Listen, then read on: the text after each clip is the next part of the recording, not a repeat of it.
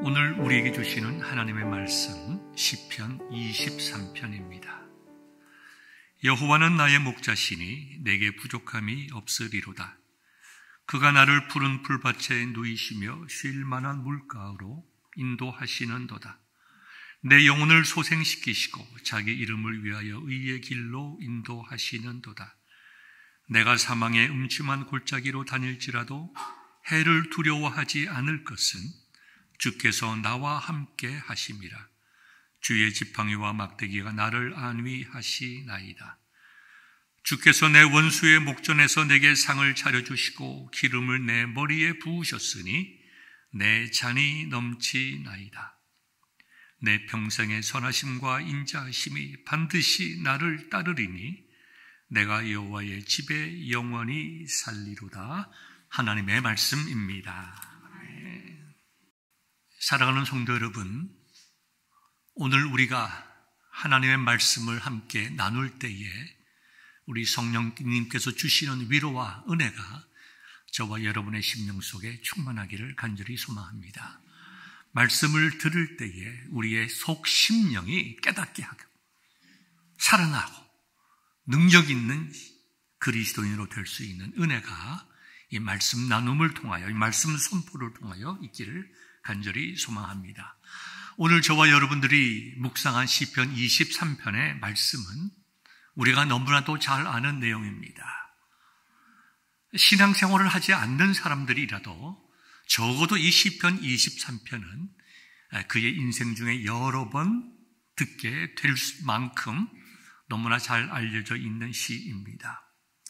그러나 우리가 이 시편 23편을 깊이 있게 이해하기 위해서는 다시 말씀드려서 시인인 다윗이 어떠한 마음을 가지고 이 시를 썼는지, 그의 마음을 고백했는지를 알기 위해서는 다윗의 삶과 이 시가 나오게 된 시대적인 배경을 이해하는 것이 매우 중요합니다. 그래서 본문의 말씀을 나누기 이전에 먼저 다윗의 일생을 우리가 한번 쭉 짚어가면서 이 시의 배경을 이해하고 함께 은혜를 나눌 수 있기를 바랍니다. 다윗은 태어나서 70세까지 살았습니다. 이 70년 동안의 다윗의 인생을 우리가 크게 세 부분으로 나눌 수가 있습니다. 첫 번째는 출생으로부터 시작해서 사무엘로부터 기름 부음을 받는 시기입니다. 아마도 나이가 17살이나 18살쯤 되었을 것입니다. 우리가 무엇을 통해서 알 수 있는가 하면 그때의 블레셋과의 전쟁에 다윗이 뽑혀 나가지 않았습니다. 우리 성경을 보면 이스라엘 백성들은 20세 이상이 되어야 전쟁에 참여할 수가 있었기 때문에 다윗이 기름 부음을 받은 그때의 나이가 20세 미만, 성경학자들은 대충 17이나 18살 정도의 나이였을 거라고 생각합니다. 두 번째 기간은 기름 부음을 받은 이후에 이스라엘이 왕이 되고 나라를 부강시키고 밧세바 사건이 일어나기 전까지의 기간입니다. 한 15년 정도의 기간을 우리가 두 번째로 볼 수가 있고, 세 번째는 밧세바 사건이 있은 후 죽을 때까지의 약 20여 년간의 기간, 이렇게 세 부분으로 나눌 수가 있습니다. 첫 번째 다윗의 인생 기간을 바라보게 되면 먼저 출생을 알 수가 있습니다. 여러분이 잘 알다시피 다윗의 출생은 그렇게 대단한 집안의 출생이 아닙니다. 이새의 집안의 막내 아들이었는데요. 사람들이 다윗을 대적하고 놀릴 때에 다윗을 표현하기를 이새의 아들 다윗이 아니냐. 천한 집에서, 별 볼 일 없는 집에서 태어난 자가 무슨 이스라엘의 왕이 된단 말인가. 그렇게 사람들이 비하하며 놀릴 정도로 그의 집안은 별 볼 일 없는 집안이었습니다. 우리가 다윗을 대단한 용사라고 생각하지만 사실 외모적으로 볼 때는 그렇게 대단한 모습을 가지고 있지 않음을 성경 여러 군데에서 알 수가 있습니다. 그러나 다윗은 매우 용기 있고 정말 그가 양을 지킬 때에 사자나 곰들이 그의 양을 물어가면 쫓아가서 싸워서 사자나 곰의 입에서 양을 찾아올 정도로 용기 있고 또 그의 삶 전체를 통하여 하나님을 찬양하고 많은 시를 짓고 경건하고 정말 하나님을 잘 섬기는 자의 삶을 살아서 그의 얼굴이 그의 내면의 거룩하고 경건한 모습을 반영하여 참으로 아름답게 보였다고 성경은 우리에게 증거하고 있습니다. 얼마나 용감했냐 하면 우리가 사무엘상 17장 45절의 말씀을 보면요, 블레셋과의 전쟁에 있었을 때에 골리앗이 이렇게 얘기를 합니다. 이스라엘 백성들을 향하여 40일 동안 아침 저녁으로 나와서 모욕하고 하나님을 모욕하고 이스라엘 군대들의 사기를 죽입니다. 그럴 때에 다윗이 블레셋 장군 골리앗과 대적하기 위해서 나갑니다. 그때에 그 블레셋 사람 골리앗이 이렇게 얘기를 하죠. 사무엘상 17장 43절의 말씀입니다. 내가 즉 다윗이 나를 개로 여기고 막대기를 가지고 내게 나왔느냐 하고 그의 신들의 이름으로 다윗을 저주했다고 했습니다. 이 골리앗이 보기에 나이도 조그만하고 갑옷도 입지 않고, 그죠? 무기를 가지지도 않고 나오는 것을 보고 도대체 나를 어떻게 알고 저런 어린 아이가 나왔느냐라고 얘기할 정도로 다윗의 외모라고 하는 것은 실질적으로 장군의 모습이 아니었습니다. 그런데요, 다윗의 신앙이 어떻게 아름답게 고백되냐 하면 45절에 이렇게 기록되어 있습니다. 다윗이 블레셋 사람에게 이르되 너는 칼과 창과 단창으로 내게 나오거니와 나는 만군의 여호와의 이름 곧 내가 모욕하는 이스라엘 군대의 하나님의 이름으로 내게 나아가노라. 얼마나 멋집니까? 만군의 여호와의 이름 곧 내가 모욕하는 이스라엘 군대의 하나님의 이름으로 내가 너와 대적하노라. 놀랍게도 다윗이 골리앗을 쓰러뜨리게 되죠. 여러분, 이것을 보면 사람의 생각에는 사람의 겉모습을 보고 판단하지만 하나님은 그 마음의 중심을 보시고 사용하시는 것을 알 수 있습니다. 하나님께서 사무엘을 통하여 이새의 집에 가서 하나님께서 택한 아들에게 기름을 부으라고 말씀하셨을 때에 사무엘이 하신 말씀이 있습니다. 사람은 외모를 보거니와 나 여호와는 중심을 보시니라. 사도행전 보면 사도행전 13장 22절과 23절에서 사도 바울은 그것을 이렇게 말씀했습니다. 하나님께서 이새의 아들 다윗을 만나니까 하나님의 마음에 맞는 사람이라. 내 뜻을 다 이루리라. 하나님께서 다윗의 만났을 때에 다윗의 중심을 보았을 때에 그 중심이 하나님의 마음에 합한 자, 하나님의 마음에 드는 자라 되었다는 것입니다. 하나님 앞에 경건하고 진실하고 하나님을 찬양하고 그가 비록 가문과 그의 외모는 대단한 사람처럼 보이지 않았지만 그 심령이 하나님 보시기에 아름다웠다 이거죠. 그래서 하나님께서 다윗에게 기름을 붓게 하시고 하나님의 뜻, 여러분 하나님의 뜻이 뭘까요? 이 세상을 구원하시는 구원의 뜻 아닙니까? 다윗을 통하여 하나님의 구원의 계획, 오실 메시아가 어떤 분이신지를 보여주시겠다고 놀라운 언약을 하셨습니다.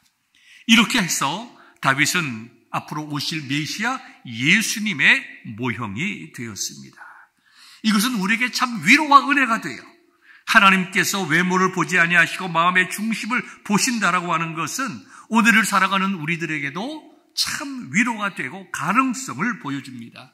사랑하는 성도 여러분, 우리 가운데 유력한 사람이 있습니까?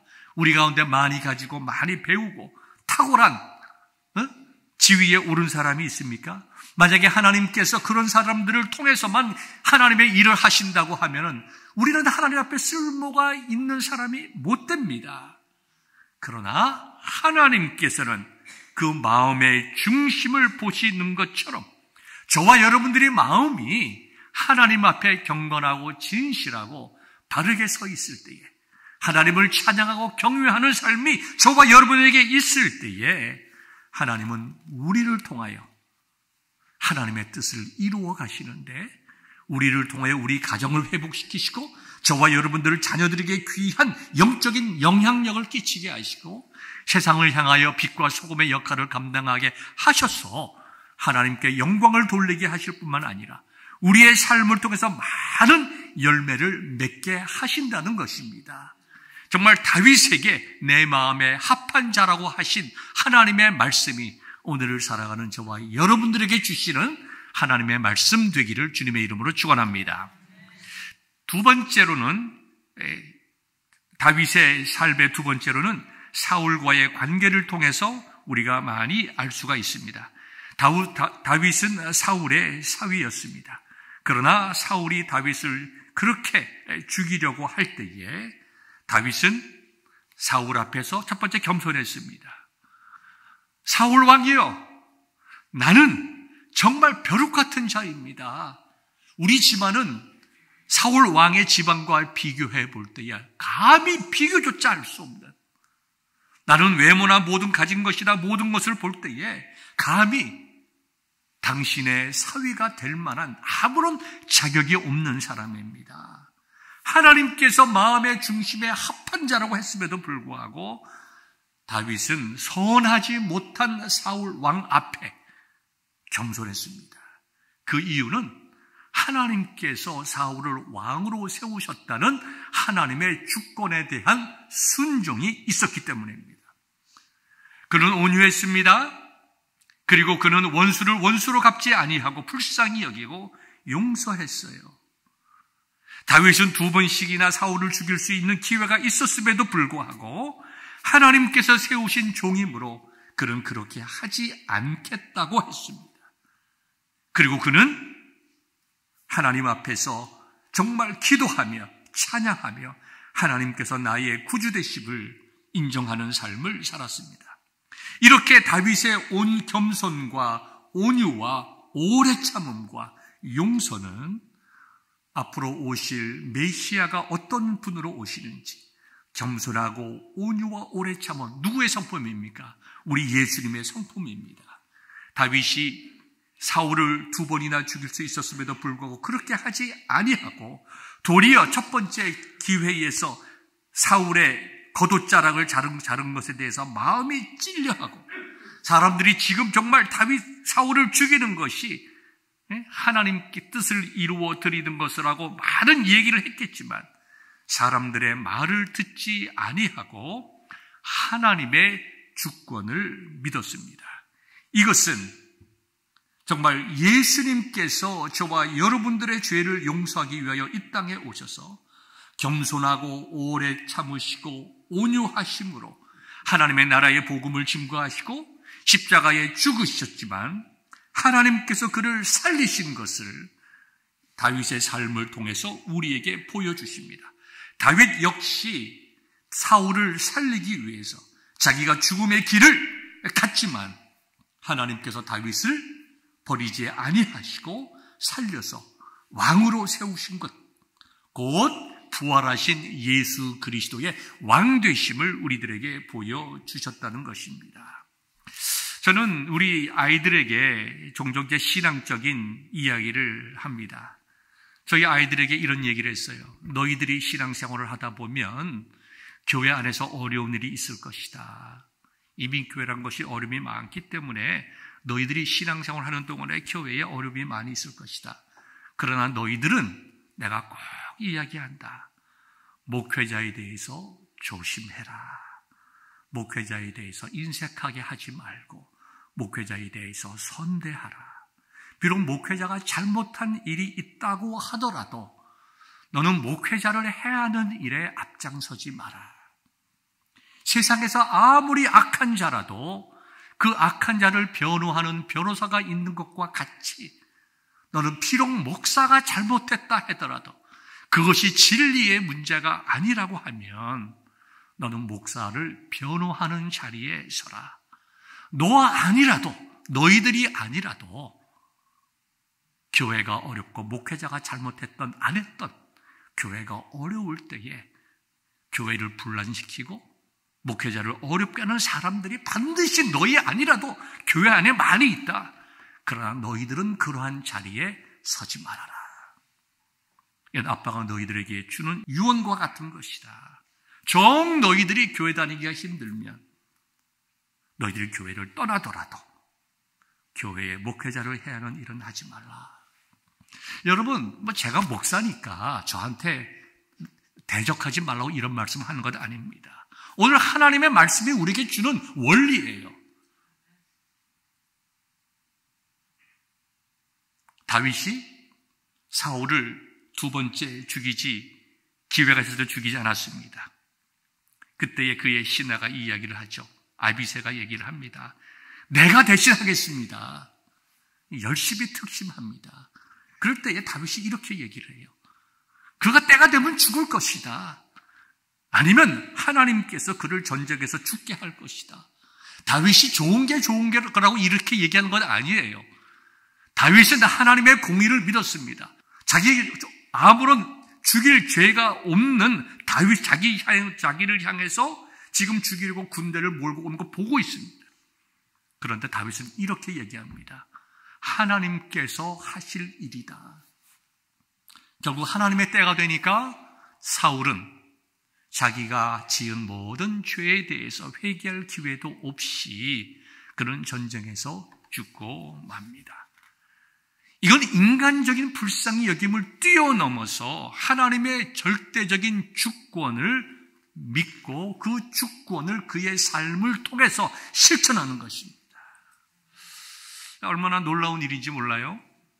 사랑하는 성도 여러분, 우리 주위에 비록 부족하고 어려운 일이 있는 사람들이 많이 있겠지만 진리의 문제가 아니면 그 사람이 목사이건 장로이건 교인이건 새 신자건 우리가 사람을 살리고 바르게 세우고 고쳐서 함께 찬송하며 예배 드리려고 하는 그런 마음의 자세가 우리에게 있을 때에 우리는 진정 그리스도 안에서 하나가 되고 또 하나님께서 놀랍게 치유하시고 회복시켜 주시는 그런 은혜를 여러분들이 깨달아 알게 될 것입니다. 사울이 죽습니다. 그 다음에 다윗이 유대 지파의 왕이 됩니다. 사울이 죽은 후에 바로 왕이 된 것도 아니에요. 11지파가 사울의 아들 이스보셋을 왕으로 섬기고 다윗을 대적했습니다. 그리고 마침내 하나님께서 은혜를 주셔서 다윗이 12지파 전체를 다 아우르고 이제 약 38세에 이스라엘의 왕이 됩니다. 그때 지은 시가 시편 18편입니다. 우리는 그 시를 너무 좋아해서 찬송을 부르죠. 나의 힘이 되신 여호와여, 내가 주님을 사랑합니다. 주는 나의 반석이시며 나의 요새시라. 주는 나를 건지시는 나의 주, 나의 하나님, 나의 피할 방패시요 나의 구원이라. 나의 하나님, 나의 하나님, 구원의 뿌리시요 나의 산성이라.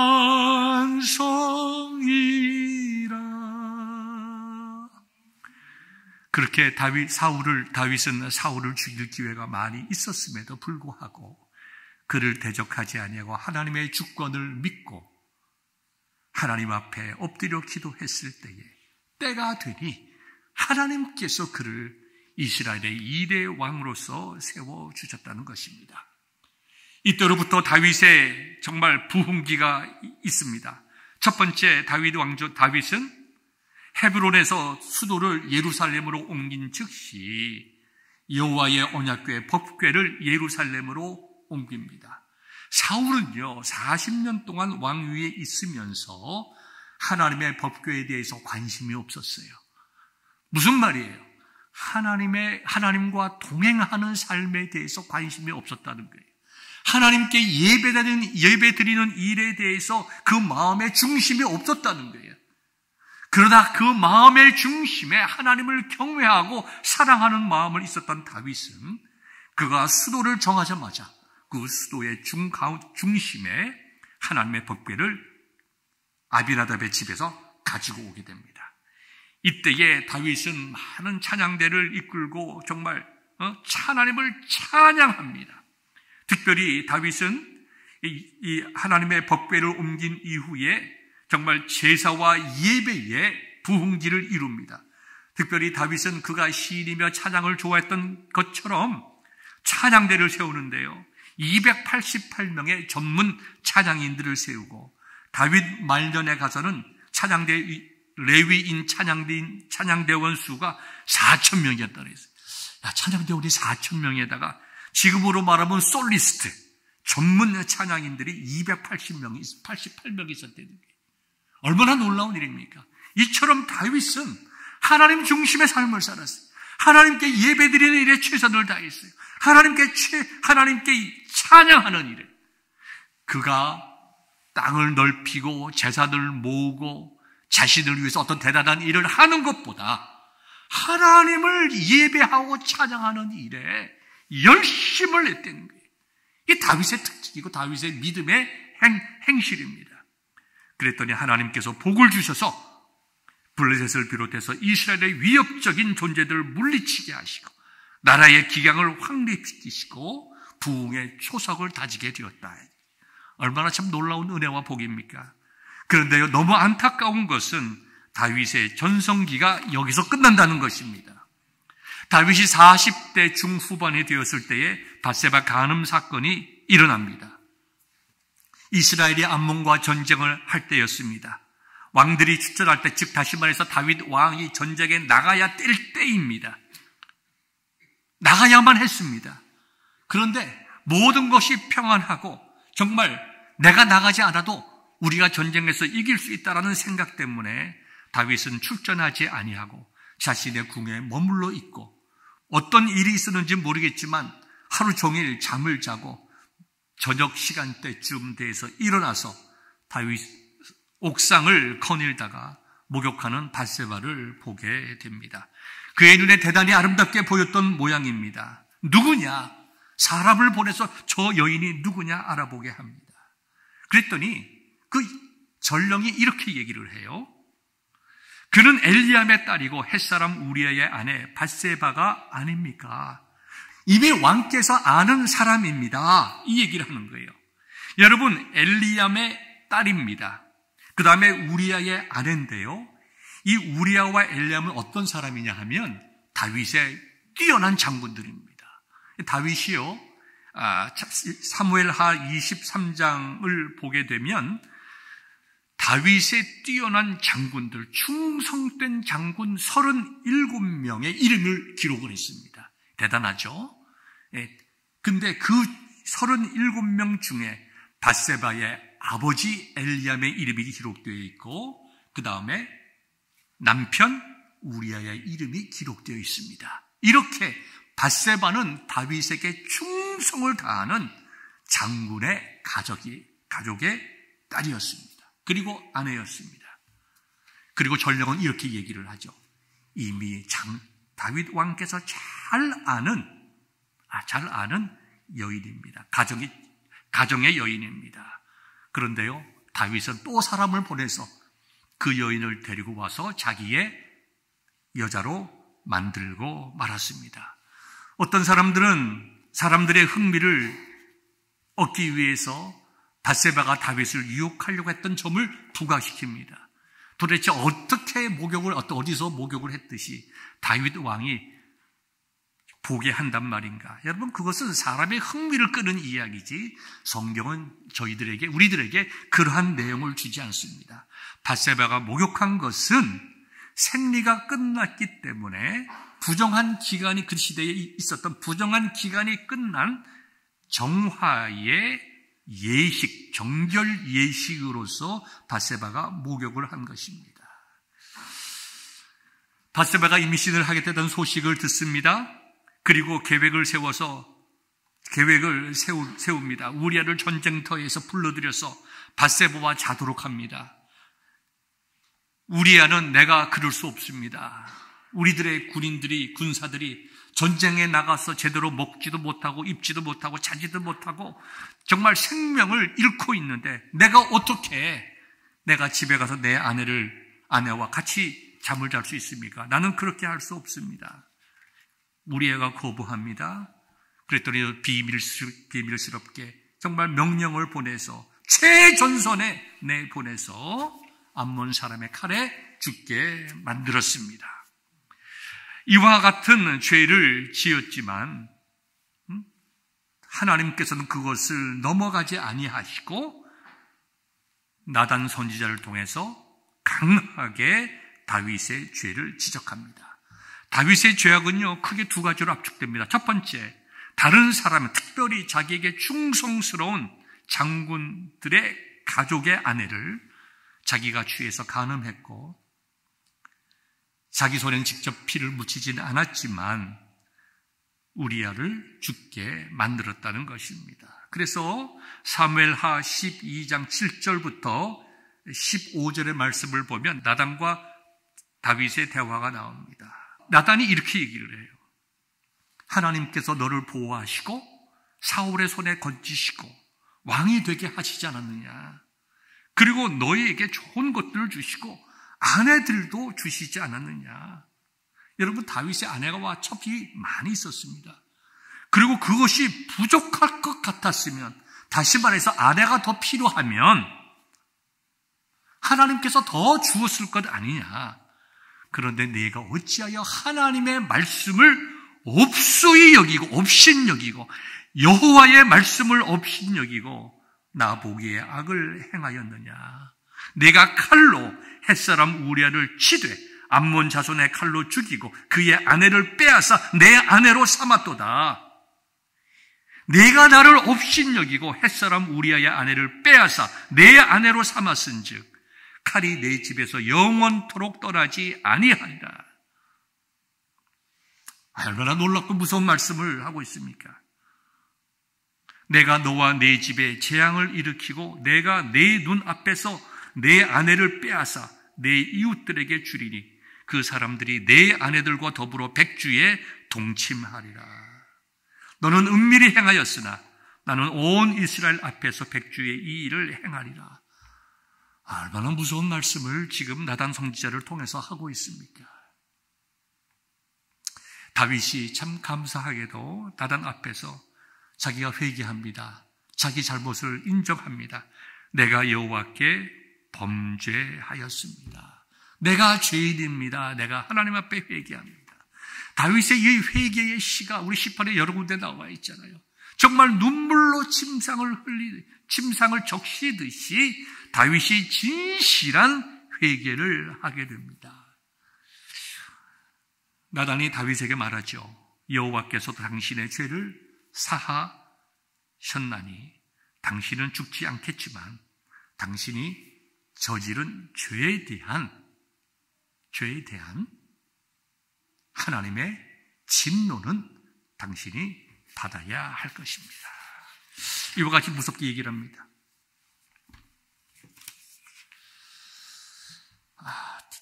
나단의 예언대로 다윗의 자녀들이 참 잘못된 길을 갑니다. 첫째 아들 암논이 자기의 이복 누이 다말을 강간합니다. 그랬더니 다말의 오빠 압살롬이 암논을 죽입니다. 그리고 그 압살롬이 반역을 일으켜서 자기 아버지를 대적하고 다윗이 도망갔을 때에 압살롬의 반란을 피하기 위해서 도벤 갔을 때에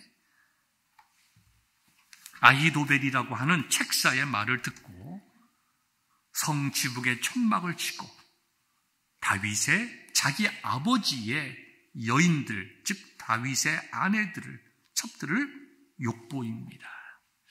얼마나 놀라운 일입니까? 그리고 그 다윗의 모든 그때 이 사건 이후의 삶이 정말 그의 인생이 힘들어집니다. 여러모로.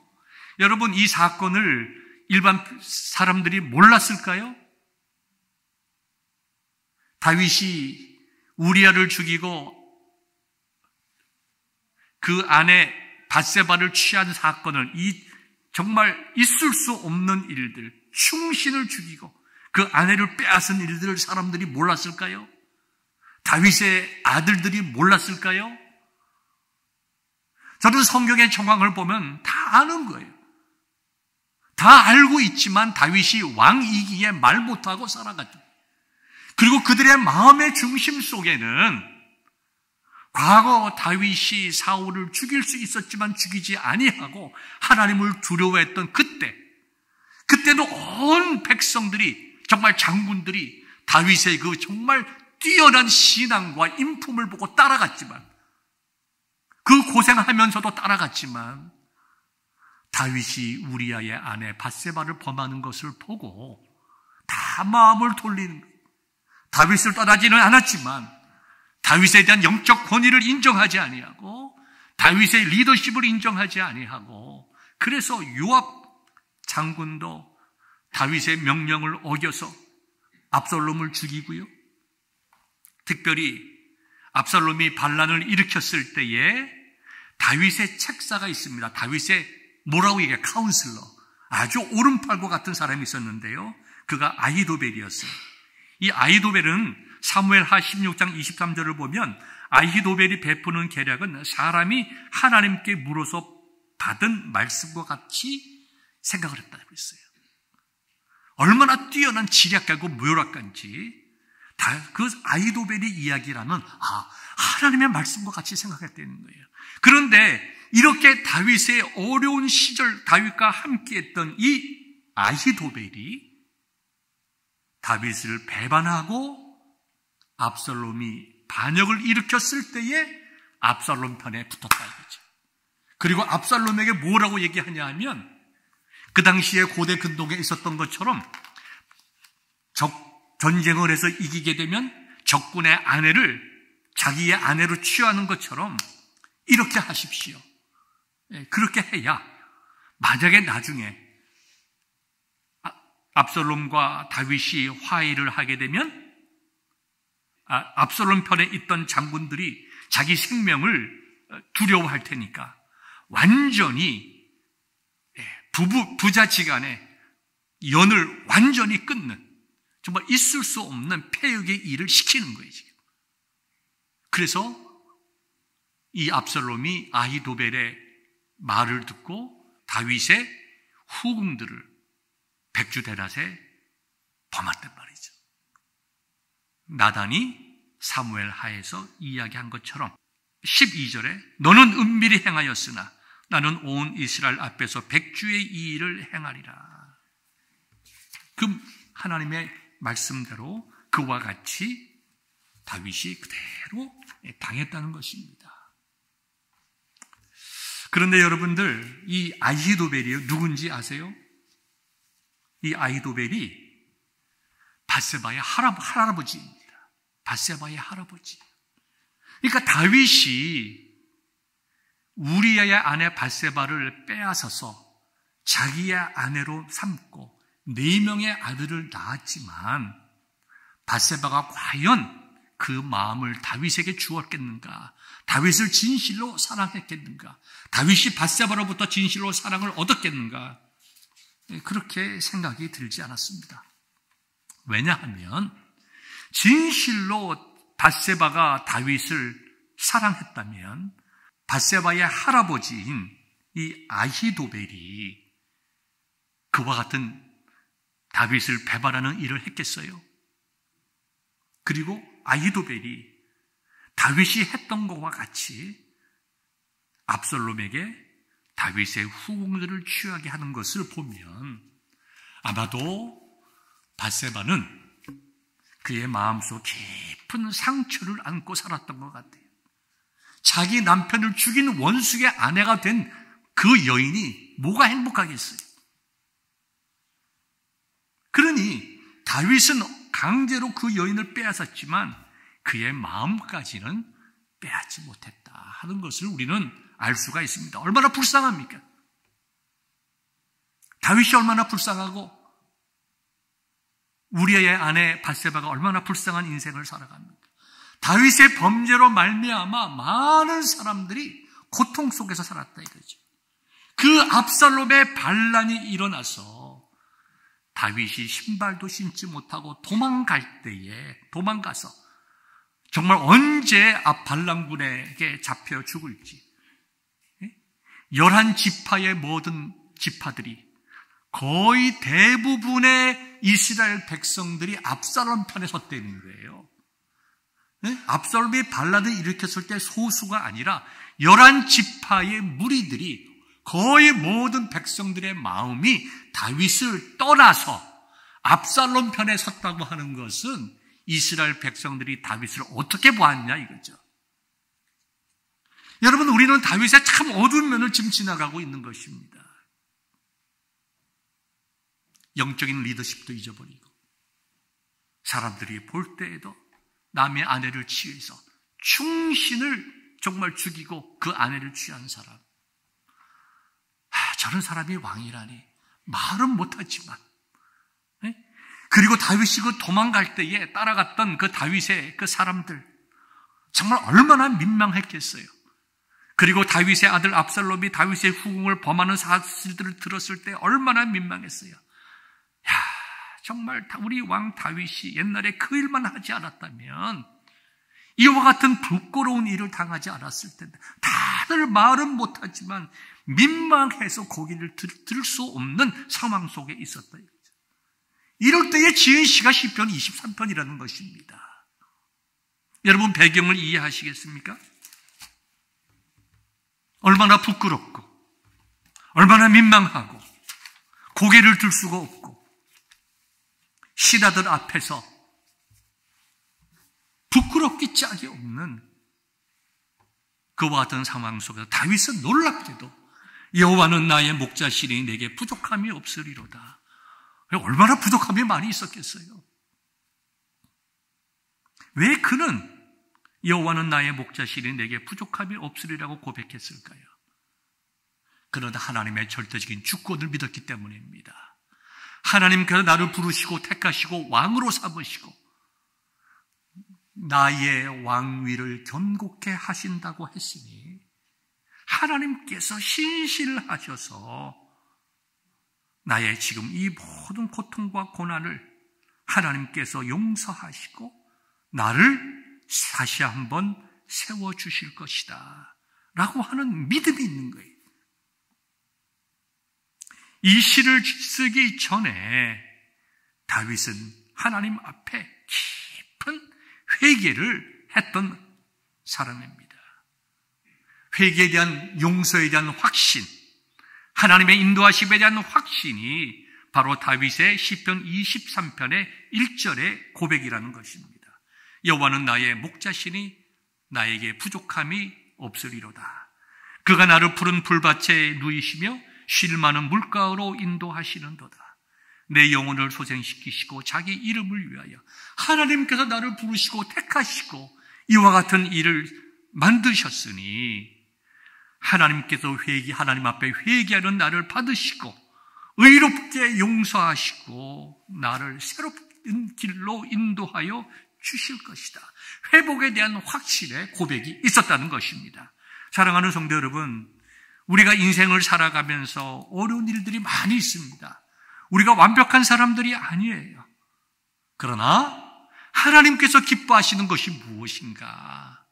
우리의 마음의 중심에 하나님을 인정하고 경외하며 우리가 죄악 가운데 있었다 하더라도 우리가 회개하며 하나님께 돌아갈 때에 하나님께서 우리를 회복시켜 주신다라고 하는 믿음이 우리에게 있어야 하는 것입니다. 그것이 하나님께서 기뻐하시는 마음이에요.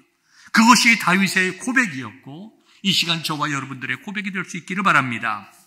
시편 23편을 통해서 두 번째 깨달을 수 있는 다윗의 고백은요, 하나님께서 나를 인도하여 주신다. 주의 지팡이와 막대기가 나를 안위하시나이다. 내가 지금 죽음 앞에 있지만 정말 언제 죽을지 모르는 위급한 때가 돼 있지만 지나간 날 하나님께서 사울의 그 위협으로부터 나를 보호해 주신 것처럼 지팡이를 가지고 나의 길을 인도하여 주실 것이며 막대기를 가지고 나의 대적들을 물리쳐 주실 것이다. 나를 위로하시고 나로 하여금 하나님의 평안을 누리게 하여 주실 것이다. 그는 미래에 있을 승리에 대해서 바라보면서 이와 같은 신앙의 고백을 했던 것입니다. 여러분들도 여러 가지 어려움들이 우리 인생 속에 있지만 하나님의 선하신 인도하심을 맛볼 수 있기를 바랍니다. 다윗과 함께 하여 주셔서 그 위험한 죽음의 음침한 골짜기 속에서 인도해 주신 하나님이 나의 하나님이시다. 꼭 기억할 수 있기를 바랍니다. 마지막으로 여러분들에게 주시는 말씀은 다윗이 그의 인생의 부흥기 때 뭘 했다고요? 수도를 헤브론에서 예루살렘으로 옮기고 그 다음에 하나님께 제사하며 예배드리는 그 모든 것들을 정말 부흥으로 일으키고 정말 놀라운 영적 부흥을 일으켰던 것처럼 정말 우리 인생의 황금기라고 하는 것은 여러분 언제가 우리 인생의 황금기일까요? 화양연화라는 말과 같이 우리가 젊었을 때입니까? 우리 인생에 가장 아름답고 예쁘고 보기 좋을 때가 우리 인생의 황금기예요. 비즈니스 하시는 분들 돈 많이 벌 때 그때가 우리 인생의 황금기입니까? 자식들이 잘 되어가는 것을 보면서 노년의 평안히 살 때가 황금기예요? 아닙니다. 우리 인생의 황금기는요, 다윗의 황금기에서 찾아야 돼요. 무엇입니까? 하나님께 예배할 때가, 하나님께 정말 기쁘고 감사함으로 열심을 내어 찬양대를 만들고 하나님께 예배드리고 정말 온 백성들을 격려해서 하나님께 제사드리고 하나님을 찬송하는 그때가 우리 인생의 황금기예요. 아마 여러분들 가운데 신앙생활을 오래 하신 분들은 이렇게 말씀하실 수가 있어요. 내가 젊었을 때 정말 정신없이 주님을 사랑했지.